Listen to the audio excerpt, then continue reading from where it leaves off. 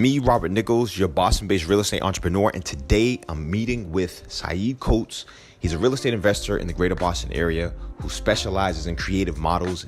And in this particular interview, we're going to talk about a project that my team and I at Boston Realty Funding helped get funded in order for him to close, acquire it, and get it cash flowing and develop it into a much larger model. Now, this model generates a lot of income, folks.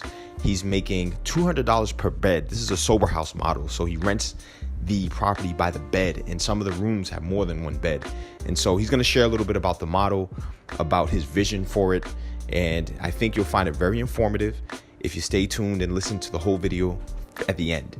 This is a great model that presents an opportunity to do two things. First and foremost, you can make a ton of cash with this model, but more importantly, and in my opinion, something that's really, really commendable is that you have huge community impact for folks who are in need. So watch the video. I hope you learn something from it. And if you do decide to engage in this model, I think you'll definitely reap the rewards and see the benefits. As you know, I have a real estate lending company called Boston Realty Funding, and this is one of the projects that we recently lent on. It's 3 buildings, as you can see. Got the owner coming to kind of give us a rundown on his plans for this project, but he got a pretty good deal on it, and he's going to do some amazing things here. And so definitely just want to showcase the work we're doing out here in the community. This is in Methuen, north of Boston, just outside the city.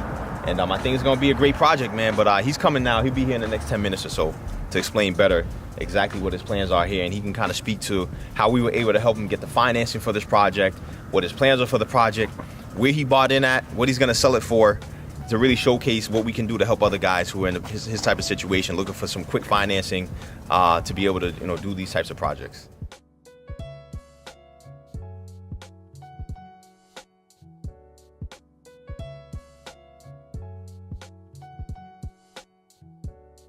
I guess we'll get into it, man. Okay. First question, how did you get into real estate? Where did you grow up? Just give us a brief background of how you got to where you are today buying properties like this. Absolutely, yeah. So I'm originally from New York and came to Massachusetts after college, took a job out here, and that was perfectly timed to the dot-com bubble bursting. So right on the heels of that, I thought I was going to be making millions of dollars off stock options. Yep. And I was just worried about trying to keep a job at that point.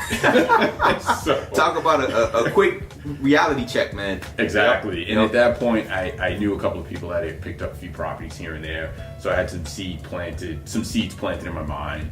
And so that's when I said, you know what, to mitigate the risk of my day job, let me go pick up a couple of multifamilies. Yep. So started looking around, picked up a couple, then over the course of time, picked up a couple more, decided to go back to business school so I could focus on real estate, commercial real estate full time, right, and switch careers. That was 2010 to 2012. And that was at MIT, correct? Right, yep. right. Yes, excellent. That's right, yep. Yep. And then right after business school, I worked in real estate private equity for a little bit. But I always had this kind of entrepreneurial fire, right? And yep. It was much larger than a 6x9 cubicle. You and me both. A lot of us can relate to that, man. I was in the same situation. Yep. Exactly. 100%. So I ended up finding an office building in White Plains, New York, and made a round trip on that building within less than a year. So that gave me enough of a capital platform to say, hey guys, yep, that weekly Monday morning meeting, count me out. I won't be there. Yep. I won't be there. Excellent. So that's how I got into real estate and how it came to this point. Excellent, man. No, that's great. Sounds like the real estate bug bit you early, and once you got a taste of it, you realize you all in. That's right. It was the right fit for you. That's right. Excellent, man. So tell us a little bit about this particular project we're at today. We're at a property I just picked up. It was help funded. I got help with funding through Boston Realty Funding. Yep. And we're in Methuen, Massachusetts. I purchased a 1.5 acre property, 3 buildings on it. It's formerly owned by the Archdiocese of Boston. Yep. The backdrop for the story for this property is that I originally bid on it back in 2013 when the Archdiocese was first selling it. Right. I was not the winning bidder at that time. There was a gentleman and his wife. They purchased it for a heck of a price. The building that we're in now, they renovated this building and they opened up a business called the Haven of Hope. So it's a sober living facility for women. Yep. And so they did a great job, tremendous job in this building, and then they left the other 2 vacant. And so I have properties, I have like 5 other properties in this immediate vicinity, so I drive by it all the time. Yep. So I'm like a sniper, you know, I'll sit and patiently wait, right? Yeah, it pays off, man. It God really paid off. willing. Yep. Yeah, On yeah, this one. exactly. So in 2016, I stopped in. They were interested in selling the other 2. Conversation expanded to me buying the whole property in the business. Yep. And then that's how it came about.